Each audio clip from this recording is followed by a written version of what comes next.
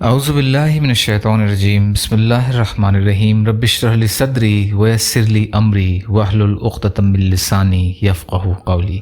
جب دنیا ریزہ ریزہ ہو جائے گی، قیامت کی چھوٹی اور بڑی نشانیوں کے بارے میں۔ علامات صغریٰ، قیامت کی چھوٹی نشانیاں۔ امام مہدی کا ظہور، 11واں حصہ۔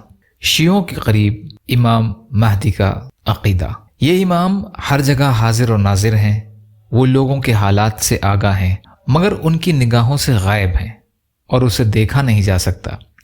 یاد رہے، ان کے یہ عقیدے سراسر بے وقوفی اور جہالت پر مبنی ہیں۔ کسی دلیل اور برہان اور عقل و استدلال سے اس کی تصدیق نہیں ہوتی۔ پھر یہ عقیدہ انسانوں کے بارے میں اللہ کی سنت کے بھی خلاف ہے۔ اللہ تعالیٰ کے انبیاء اور رسول جو اس کی مخلوق میں سے افضل ترین انسان ہیں، انہیں تو اللہ تعالیٰ فوت کر دے اور شیعوں کے مہدی کو 1000 برس سے زیادہ عرصے سے زندہ رکھے، یہ کیسے ممکن ہے؟ پھر سوچنے کی بات یہ ہے کہ اگر وہ زندہ ہیں تو اس طویل مدت تک اس کے غائب ہونے اور چھپنے کی ضرورت کیا ہے؟ وہ باہر نکل کر لوگوں کے درمیان امر بالمعروف اور نہی عن المنکر کا فریضہ انجام کیوں نہیں دیتے؟ حالانکہ امت کو آج کے حالات میں اس کی شدید ضرورت ہے۔ امام ابن کثیر رحمۃ اللہ علیہ نے احادیث میں وارد امام مہدی محمد بن عبداللہ کے بارے میں فرماتے ہیں، اہل سنت کے مہدی بلاد مشرق سے ظاہر ہوگا، نہ کہ سمرہ کے غار سے، جیسا کہ شیعوں کا عقیدہ ہے کہ وہ آج بھی اس غار میں موجود ہیں۔ وہ آخر زمان میں اس کے خروج کا انتظار کر رہے ہیں۔ یہ مخفی حماقت اور سمرہ کی سرنگ شیطان کی طرف سے شدید گمراہی اور دھوکہ دہی ہے۔ اس عقیدے کی کوئی دلیل نہیں، نہ قرآن و سنت سے، نہ عقل صحیح سے اور نہ استحسان سے۔ عبداللہ بن سبا نے دعویٰ کیا تھا کہ علی بن ابی طالب رضی اللہ تعالی عنہ مہدی منتظر ہیں اور اس کا خیال تھا کہ وہ دنیا میں واپس آئیں گے۔ مختار بن ابی عبید ثقفی نے دعویٰ کیا کہ محمد بن الحنفیہ جو سن 81 ہجری میں وفات پائے تھے، وہ مہدی منتظر ہیں۔ محمد بن الحنفیہ کا نام محمد بن علی بن ابی طالب ہے۔ انہیں ابن الحنفیہ اس لیے کہا جاتا ہے کہ ان کی والدہ خولہ بنت فر کا تعلق بنو حنیفہ کے قبیلے سے تھا۔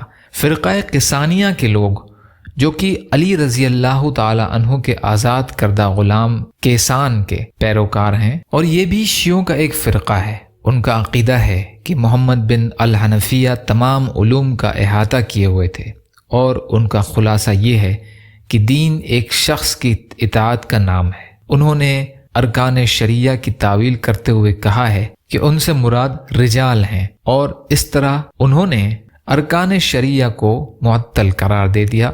اس فرقے کا عقیدہ ہے کہ عبداللہ بن معاویہ بن عبداللہ بن جعفر بن ابی طالب ہاشمی قریشی ہی مہدی ہیں۔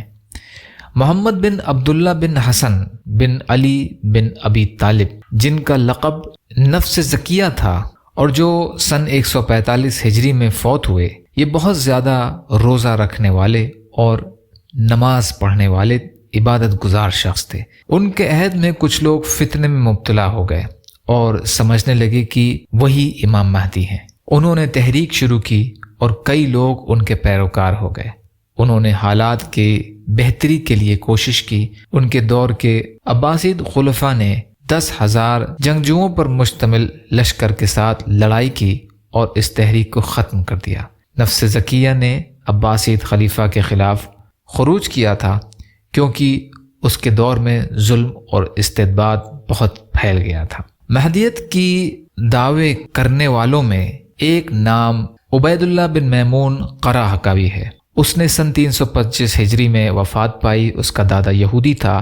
عبید اللہ فرقہ قرامطہ کے بانی ہیں جنہوں نے مسلمانوں کا قتل عام کیا اور سن 317 ہجری میں حجر اسود چرا کر لے گئے۔ یہ لوگ کفر اور الحاد میں یہود و نصارہ سے بھی 2 قدم بڑھ کر تھے۔ اس کی اولاد کو شہرت اور اقتدار نصیب ہوا۔ انہوں نے مصر، حجاز اور شام پر کنٹرول حاصل کر لیا اور وہاں اپنی حکومتیں قائم کی۔ انہوں نے غلط بیانی کرتے ہوئے خود کو اہل بیت سے منسوب کیا اور دعویٰ کیا کہ وہ سیدہ فاطمہ زہرا رضی اللہ تعالی عنہا کی نسل میں سے ہیں۔ یہی وجہ ہے کہ وہ فاطمی کہلائے۔ انہوں نے اپنے عہد اقتدار میں شافعی مسلک کے تمام قاضیوں کو معزل کر دیا اور ہر جگہ قبروں اور مزاروں کو رواج دیا۔ ان کے حوالے سے تعلق رکھنے والے لوگ بلا شبہ اس پر غور و فکر کریں گے۔ اس سلسلے کا باقی حصہ انشاءاللہ کل کی ریکارڈنگ میں۔ یا اللہ ہم سب کو کہنے سننے سے زیادہ عمل کی توفیق عطا فرما۔ یا اللہ جو مظلوم ہیں، پریشان حال ہیں، بیمار ہیں، قرض میں ہیں، بے روزگار ہیں، محتاج ہیں، ان کی مدد فرما۔ یا اللہ ہم سب کو دنیا اور آخرت کی تمام خیر عطا فرما۔